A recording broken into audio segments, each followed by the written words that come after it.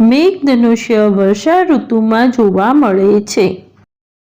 તેમાં કુલ 7 રંગો હોય છે.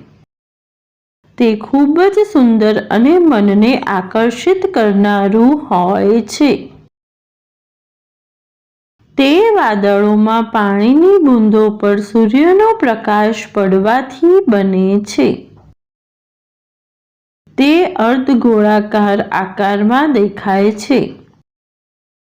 તે હંમેશા સૂર્યની વિપરીત દિશામાં જોવા મળે છે. તે આખા આકાશમાં સૌથી અલગ દેખાય છે.